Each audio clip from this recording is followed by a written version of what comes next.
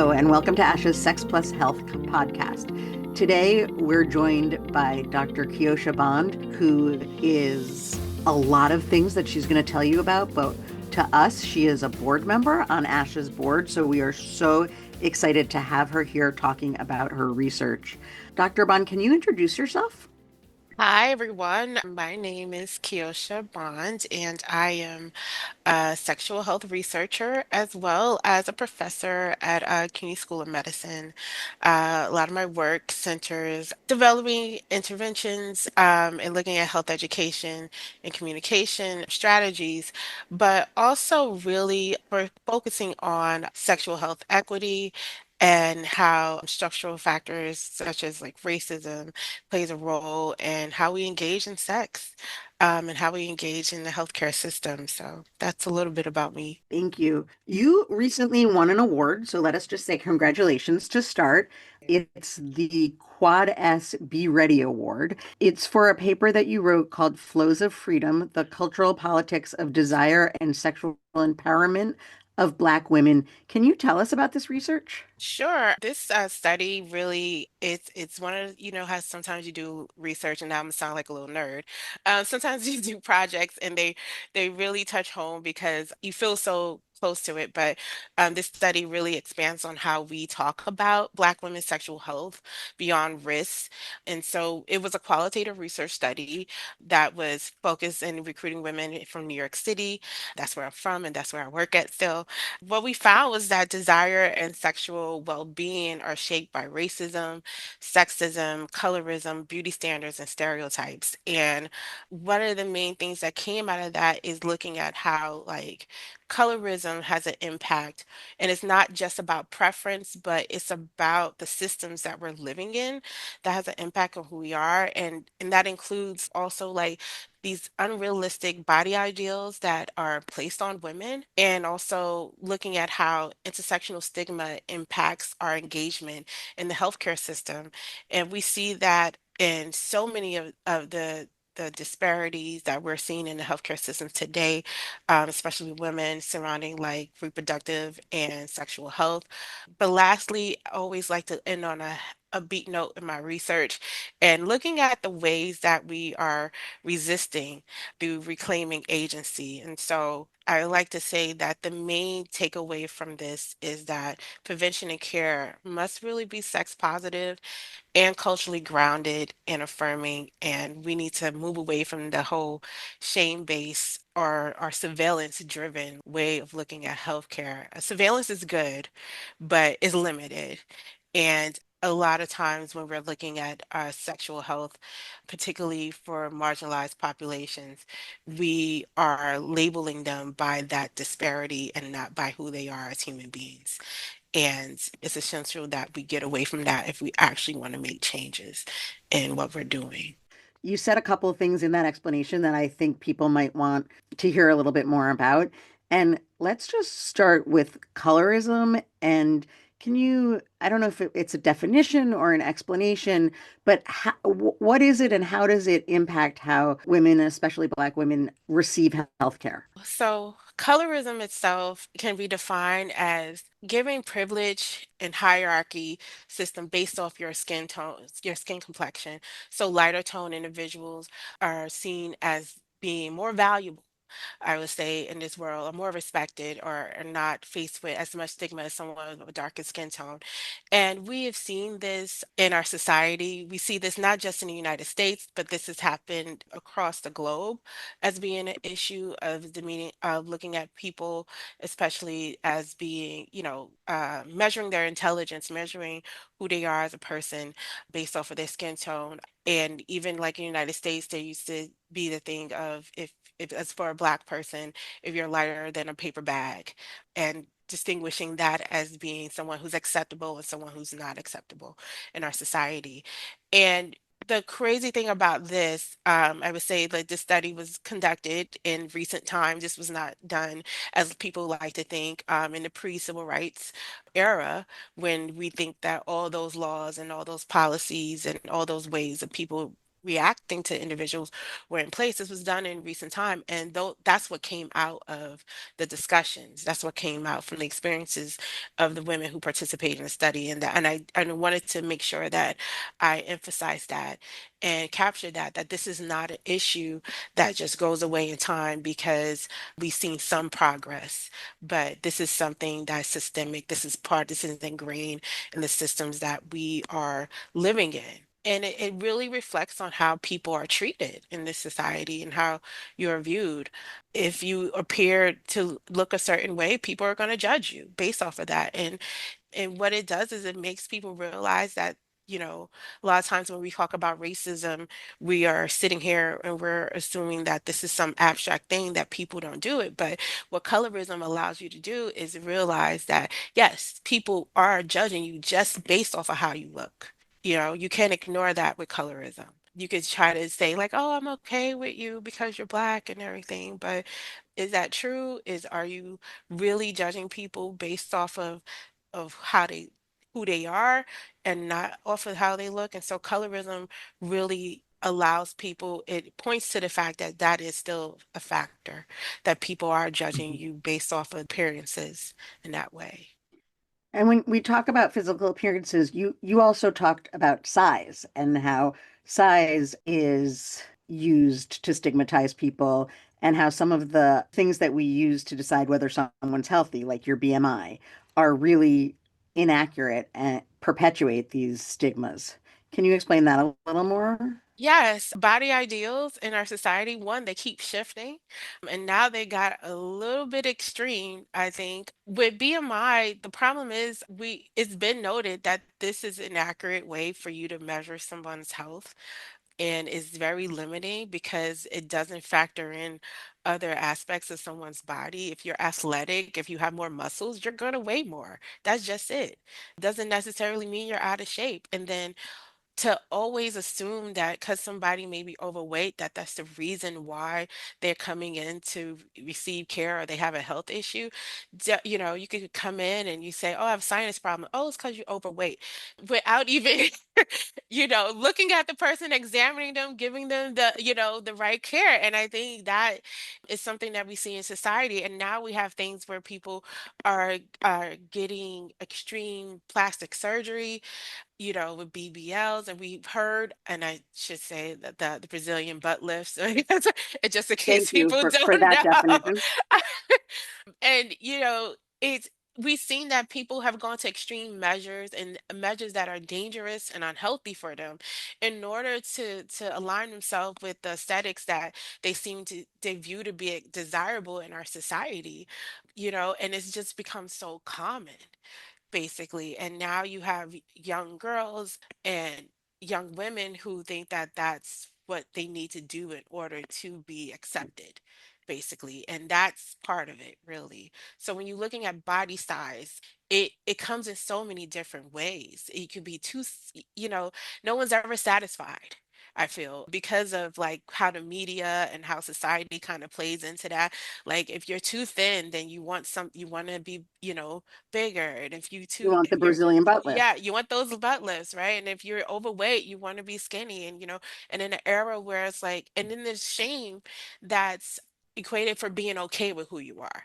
I feel like you should be doing Hmm. more. Like why, and I love Well, it is the season of New Year's resolutions, right? Like we're all yeah, we're all doing supposed that. to And it's start the year, yeah, yeah, I think thinking that that there's something wrong with us. yeah, and I mean like and I'm all for like, being healthy and doing new things with your body and being able to do certain things, but there's a line where it becomes like when are you ever going to be okay with yourself? What are the spaces where you feel invisible because of how you look?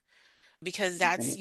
there's been some studies that have been conducted about how overweight individuals are not seen in society, are not taken serious in certain settings. And that plays a big role in like how we're engaging and what are we doing in this world, basically. And with this in this study, what we had talked on a lot about was like what was in social media, because these were young women. They're all between the ages of 18 and 25. So this is the era that they Okay. were talking about, and they really talked about comparing themselves to what we call Instagram models and I would say back in my day, video vixens and so Haven't and heard that word in a while. yeah, it's been a while. That's why I was like, in my day, that's I'm dating myself right now, but I think it was my day and too.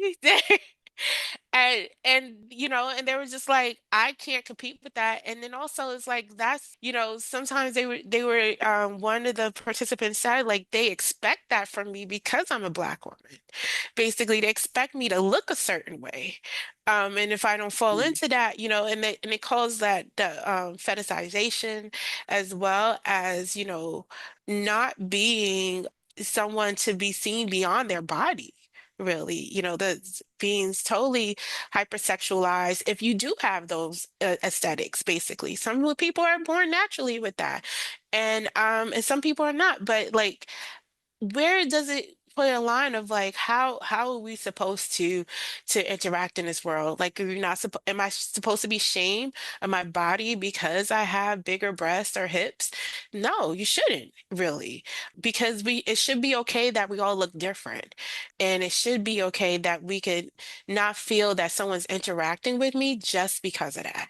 So I think, and that's where what a lot of the women were saying, that they feel a little bit stuck on how to really engage with like potential partners, or how to present themselves in the world, because they don't want the labels that's usually associated with those aesthetics also. So you talk about shame, and I think one of the places that people feel shame, unfortunately, or one of the places that they're shamed is when they see healthcare providers. Where, as you said, you could go in for a sinus infection and be told, well, if you lost 20 pounds, that wouldn't happen. And I've been there. I have been told exactly that. Not a sinus infection, but a stomach ache. How does it play out in healthcare situations, both about size, but also really about color and colorism, and what's the impact, especially on Black women when they're looking for healthcare and sexual healthcare in particular, because that's has its own set of taboos on top of everything else. One of the biggest examples of that is with the maternal mortality rates of Black women in this society. When Black women are going into labor, and some of them are not able to go home with their babies because they are dying. And the main reason is that they're in places where they're supposed to be receiving the best care, and they are not being heard, they're not being listened to, and they're not being acknowledged for what they're experiencing. And it's because of how they look. It's because they're presenting there as Black women. They are engaging in prenatal care. They are going to their visits. They are doing the things they're supposed to be doing. But when they get there in the labor and delivery, and we've seen countless cases over the last year, they are not being listened to. They are not being acknowledged. And I think that's uh, the hardest example to kind of to look at, because having a baby is should be natural and easy to do, because this is something that happens with us in our bodies and stuff if you choose to do that. And I want to plug that into, Right, of but course. yeah, but it's sad that we have to, as Black women, come up with a defense plan just to have a baby. Basically, this, and I say it like that, like we have to say, okay, I need more than one person there in the room with me and at the hospital, Right. because I need an advocate just in case I can't speak for myself. And I need somebody to make sure that my baby's okay at the same time. And I'm saying this from my own personal experience. Like, this is the plan that I had in place. I was like, you go and you follow the baby. My mother's going to be there to make sure nothing happens to me. And that is a reality that we face. This is why we see that having doulas is helpful, because we have to have advocates for us while we are trying to just give birth, basically, because no one listens to us. And acknowledging that it is, not, being Black is so many things, but at the end of the day, it's how you look, it's how people think about you. No one cares that I went to school. when I'm in that setting. They don't. They don't look at that. They look at the fact of how I look. They see a dark-skinned black woman with Afrocentric features, and they just make assumptions about me. And if I didn't have the mouth that I have, I would get ignored a lot of times. But a lot of people don't feel that they can, and not a lot of people are in a position where they can do that. This is a reality for us, and I think it's something that we need to acknowledge in this healthcare system more. Like, how much evidence do you need? How many lives need to be lost? And for us to not see that this is a system that has really diminished our pain, diminished our body, our own ownership of our bodies for years. We just had a couple of cases where exactly this happened. And I know that a few years ago, Serena Williams wrote an article about it, and you would, think that people would be kind of so in awe of just being in her presence, right? She's, the greatest of all times. And yet, what happened was that she was not. They just absolutely dismissed what she said was going on in her own body. I think there was a case a couple of weeks ago where someone who dedicated their life to being an advocate for Black maternal health care actually died during her own delivery. So I don't want to ask you what you think Black women should do when they give birth, because that's not where we need to fix the system. So, what I want to ask you is, one of the things that you do, one of your many jobs, is that you train the next generation of healthcare providers. You work at a med school. So, what is it that you want them to know, and how are you trying to really change how they look at people when they start being providers? Wow. So one thing I can say about our school, which I love, is that we focus on community-oriented primary care. And because of that, our students take courses that are traditionally public health related courses, which is a little different from most medical schools, in that we incorporate a big chunk of it is looking at cultural and structural competencies and looking at implicit bias, looking at racism, looking at and studying it and understanding how that factor into people's health outcomes. We focus on like the social determinants of health, but we also expanded to looking at how this is political and how policies impact how you provide care in our society. And so one of the things that we do is we teach them and we show them through the experiences. And a lot of our students, they come in one way because they didn't know. A lot of them are like 17, 18, and they change their views of understanding how healthcare works, and they understand like the individual behavior is not the worst part of why people are coming in and presenting. It's the environment and the systems that people are living in that has an impact, and you have to show some compassion in treating everyone that you encounter because of that. You can't make assumptions that people are not eating the foods that you want them to eat because they don't want to eat it. Sometimes they can't afford to eat it. You can't sit here and assume that somebody needs prep because of how they identify of their sexuality. You have to be able to talk to the patients and meet them in the middle and work together with your patient to provide the best care for them and not feel that you are an authority over their body. You got training to help provide them with care, but you don't know what they need until they tell you, and you got to make a space that's safe for them to be able to talk to you. And I think that's the real message that we try to push with our students here is to think about it as you are you're working with people. You know, these are not cases, they're human beings, and you always need to remember that they got homes to go to, hopefully. They got families, they got people that love them and stuff, and you got to treat them like that. They're not just the notes in your Epic file. So they're more than that, really. Let's talk about sexual health specifically.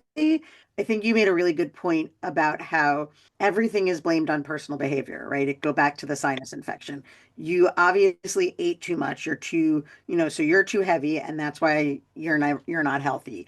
Or I think with sexuality and with sexual behavior, there's still a lot of judgment on what we do. And clearly, if you have an STD, if you have an unintended pregnancy, clearly you did something wrong as a person. So, how does that attitude and that taboo play into the sexual health care that people receive? And what is it when you're teaching this next generation of providers that you talk to them about with sexual health care?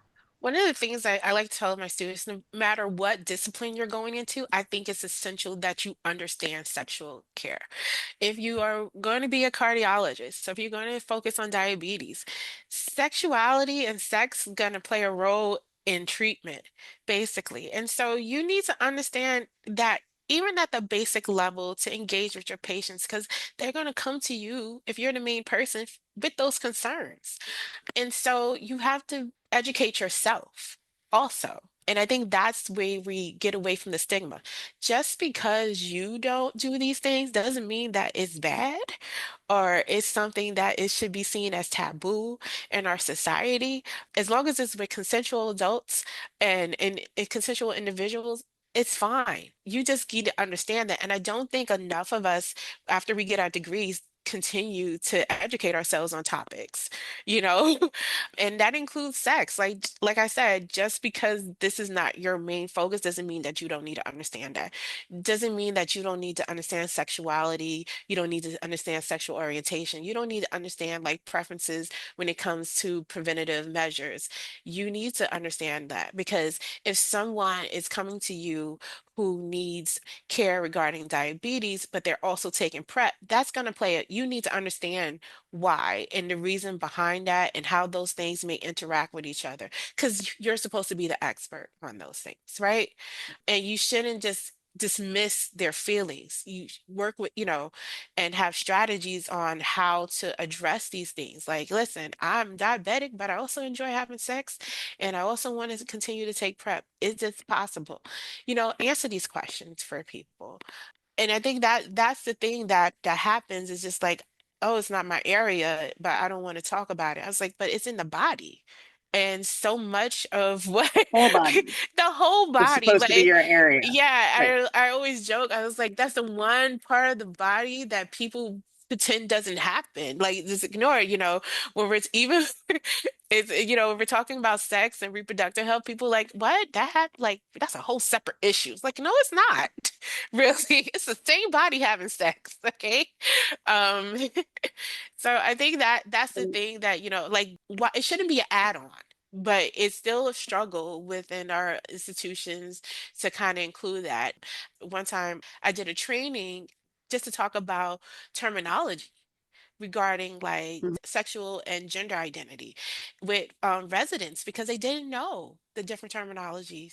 And I was just like, wow, I make assumptions myself because I just like, you don't know that? Like, why you don't know this and stuff? But the thing is that that's the reality of this of our medical field is that there's a lot of providers who don't have adequate sex education.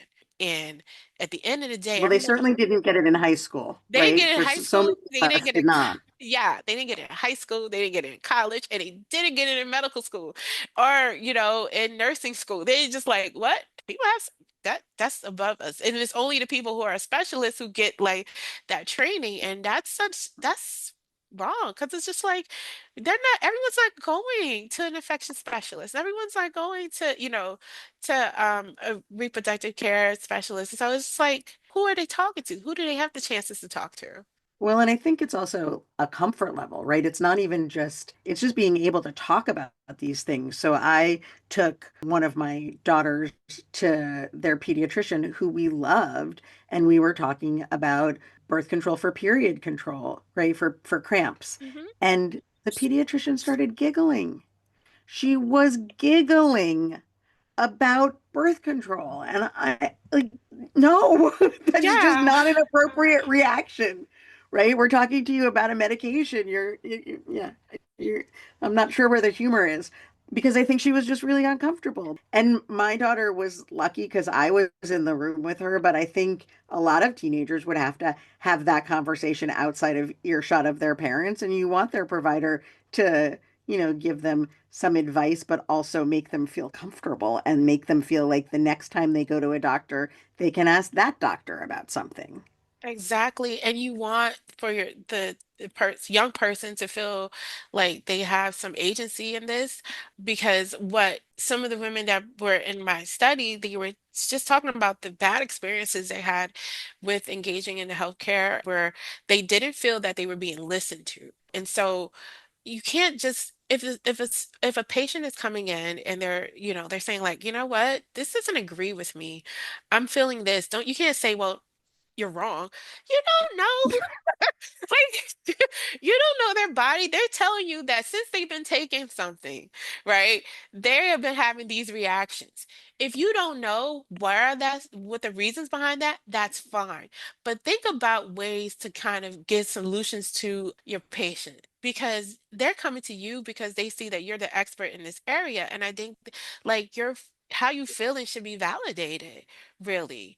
And so the same way like that your pediatrician just felt uncomfortable talking to your daughter about birth control, that in itself is going to create a barrier to her to, like you said, to want to ask more questions, to actually use it. Because it's like you're translating to a young person, that's something bad. That's taboo to talk about. When it's like, no, Right. it's not. It's normal. People need to do it. They have to do it if they want to. If they like it, they keep doing it. If they don't, they stop. It's just that simple, really. But these are the things that can happen. Just inform people. And if you see that you're starting to have patients that way, you know what? Pick up a book, a pamphlet, and learn about it. I'm really on like, professionals just continue like the continuing learning. Don't just do it for the certification. Do it because you need to be able to be responsive to the population that you're working with. Maybe you didn't think that's something you would have to deal with when you were in school, but you're not in school anymore. You're dealing with people. So, another article that you wrote was actually something you wrote with another ASHA board member, Acer Radix, and it was a framework for providing sex positive care. Can you tell us what you mean by sex positive care? I think it's not giggling. That's probably in the framework. And then can you explain some of the pieces of that framework to us of how a provider can really be sex positive? What I mean by sex positive care is really, I would say, no judgment zone care. I would say is the easiest way to Hmm. kind of think about it. And engaging with the patient in a way where you're not making assumptions about them based off of how they present, and you're working with them, I think, to make the best decisions for their sexual health based off of what they feel their needs are. One of the is just, doing the sexual history. We have the tendency, again, to make assumptions about people because they checked something on a box in the intake. And like you make an assumption and say, oh, I said I'm married. And then you make an assumption about somebody and assume that they only have one partner. That's not the case a lot of times. Or you make the assumption that they may be okay with getting pregnant. Maybe they're not. And I think that, and also ignoring who they are as a person and thinking that it's, or forcing something on them. So if they say they have multiple partners and saying like, oh, you need to do this, maybe they have a care in place that works for them. Maybe they use condoms and maybe they go for testing on a regular basis, but really working with the patient to make sure that they have all the information they need and available to them to make sound decisions regarding their health. I think one of the things is like we're crossed in this place of either ignoring people needs or placing or making it seem as if we need to tell them and dictate to them what they need to do all the time. And then with sex positive care is meeting people in the middle and working with them to make a strategy that works best for them in that way. The first time in my whole lifetime that I think I've had the sexual history that I thought was very sex positive was like 3 years ago with my OBGYN, and I was like, I love you. Like she was new. Yeah, it was like I had to switch up because my old one she had left, and I loved her too, but I was just like I loved how she asked me questions, and I was like, I like this, thank you. And she was just like, I was like, I'm sorry, I had to put on my my professor hat, What which were they like? Like how I how are they she's different? They were different because she knew in there that I was married, but she said words like partner, and she asked me what I was wanted to do regarding like my reproductive care. She didn't just make Mhm. assumptions, and she was like, okay, and it was nothing was like judgy or anything like that, but I just thought like, wow, this is a different experience of how she's actually engaging with me. She's not making assumptions about who my partner is. She's not making assumptions about how many partners I have just because I check married. She's not making assumptions about what type of pregnancy plan I want to have, or if I want to have a pregnancy. And she asked me about my STI screenings that I wanted to do. And which does, let me tell you, I've never been asked. I always used to have to ask people. I was like, hey, can I get this? Can I get an STI screening? And and I was one of those people just like to mess with folks and say, oh, I know the laws changed. You have to ask me. So, I think that's what was so great about it. It was just like, oh, we need to do this. Is this okay? Like really just making it seem like one, I'm human. I'm a sexual being, and I need to ask you that. I'm not going to make assumptions about you. I'm going to ask you what works and what doesn't work with you. And I was like, that was so great. That was a great experience, And I went and told all my friends. I was like, you know what? I said, this is what they should be doing. Really, this is how they should be engaging with you, regardless of who you are and stuff, and what your age is, and what boxes you check off in the intake. Because intake is the paper, but when I get in the room, I may say something different, And so I think that's important for providers to understand. Don't make assumptions about your patients. You have this time with them, use it wisely. I said before, and I completely believe this, that it's the system that needs to change, not individuals. But I think we also, while we're trying to change the system, need to empower individuals, especially to let them fire their healthcare provider. You can. I've been firing healthcare providers since I was 20. Um, Mainly, and I was like, I think part of that is my public health background, and another part is my mother. I would have to say. But I think it's important for you to acknowledge that, and I know I speak from a place of privilege. I've always had health insurance. I've always been able to navigate a healthcare system in New York City that has options. And so I always like to be Right. mindful of that, I speak from a place of privilege of being able to do that. But if you do have health insurance and you have access to care and you have a network that you could utilize, you can fire your providers if you need to. You could go switch up. I switched up on a provider within the same medical group because, just to kind of tell another story, I was on birth control and I was starting it, and it wasn't agreeing with me. I didn't like the reactions I was having. I was having too many side effects. And I told her, and I did my own research, right? Because that's what I do, even before I knew I was going to go into research. And I was like, oh, I need this type of birth control. I think that would work better with me. And she was like, she just gave me a higher dosage of the one she was giving me. And I was like, and I had a burst reaction. I was like, you know what? It And seems I kind of told obvious that it would become worse. yeah, she just like assumed that I just needed a higher dosage. And I was like, that's not what I asked for. And I called her up and I was like, this is not working. I was like, I was like, you're not understanding me that when I said that I'm having these severe side effects that I don't like, but I still want to have birth control. And that, and I happened to switch over, and I must say this, I went over to the one black female provider at the unit, and I switched over to her. And my first meeting with her, I told her my experience, and she was like, yes, I hear you. And she gave me the one that I asked for. And she checked in with me a month later via call to see how it was working out for me. And I stayed with her until she left New York City because of that Mm, reason alone. Because she listened to me. She was like, yes, you're going to have a reaction to that. That could have, like what I was saying wasn't like in my head. I didn't make it up, And I think that in itself made me feel comfortable. It made me know that, I understood my body. And I think that's what people don't feel. They question their own feelings. And then like if they don't feel they're being listened to, they avoid care. And so right. We need to get away from that, and that model of saying like, I'm just going to throw at you what I know works for everybody else. It doesn't. It's sad that people have to deal with this not just at the early stages of their adulthood, but in middle adulthood and in late adulthood. Like, your body, what's happening. People need to trust that, like, they're not delusional, and how and understanding like how their body's reacting to certain things. And they also need providers who need to be better at listening and validating that and helping them to figure out what works and what doesn't work.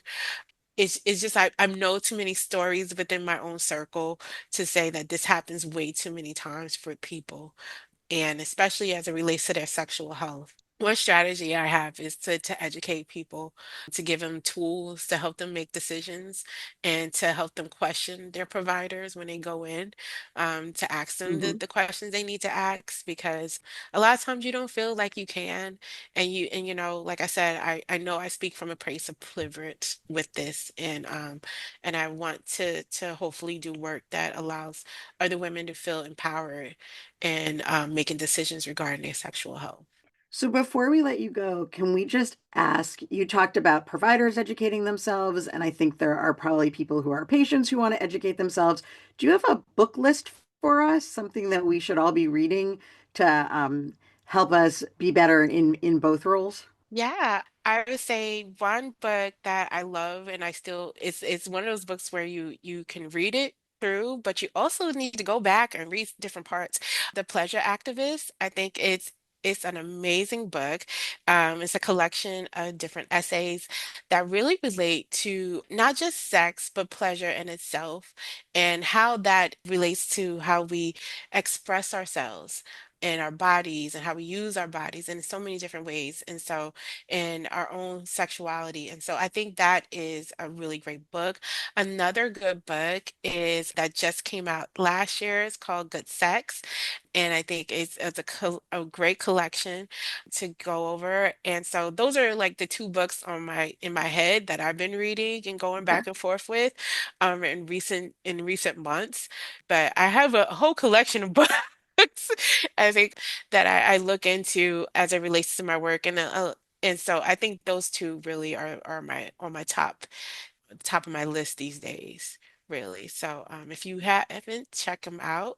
And they're for, people. They're not like, these are books that are not just for researchers or clinicians, because I have the tendency to not read those all the time also.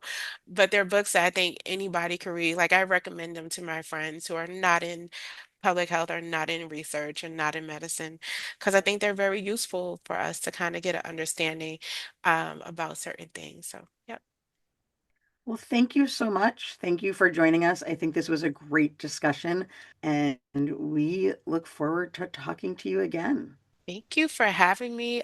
This is always fun to do, and it's always great to talk to y'all. So, thank you.